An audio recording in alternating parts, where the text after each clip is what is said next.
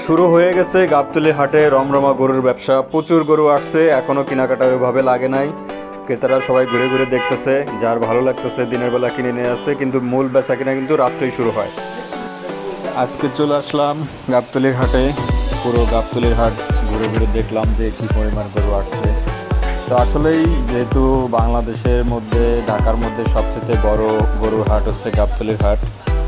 হাটটা অনেক তুলনামূলক কিন্তু প্রচুর গরু উঠছে, ছাগল উঠছে, এবছর দুইটা বড় বড় উট উঠছে, ঘুরে দেখলাম।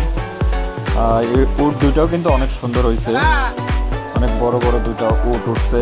পাশে আমাদের 40টা এই চাচা আছে এখানকার প্রফেশনাল ব্যবসায়ী, প্রতিদিনই গরু আনে, প্রতিদিনই বিক্রি হয়, তাই তো চাচা? আচ্ছা আচ্ছা, এই গরু তো আছে আপনার নিজস্ব খামারে? না না, আমরা ব্যবসায়িক মানুষ। আচ্ছা আচ্ছা, ও আচ্ছা। আপনার যে এখন যে 40টা গরু আনছেন, এটা কি ঈদের আগে আপনারা আশা করতেছেন যে বিক্রি হয়ে যাবে ইনশাল্লাহ? আজকাল 2 দিনের মধ্যে বেচা যাবে গরু, আরো 2 দিনের মধ্যে? মাশাআল্লাহ, তো খুবই সুন্দর, ভালো। ও আচ্ছা আচ্ছা।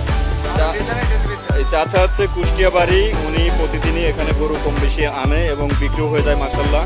আর ওনার গরুগুলো আপনাদেরকে হচ্ছে ওনাদের গরুগুলো একটু দেখায়, দেখেন প্রত্যেকটা গরুগুলো কিন্তু অনেক সুন্দর, কালারগুলো সুন্দর, যে কোনো ব্যক্তি দেখে পছন্দ হবে, ঠিক আছে? তা আমাদেরও মোটামুটি গরুগুলো দেখে খুব ভালো লাগছে। তা চাচা, আপনারা এই গরুগুলোর দাম কত করে যাচ্ছে? এক একটার এক এক দাম না? এটা কি সব 2 লাখের উপরে না 2 লাখের নিচে?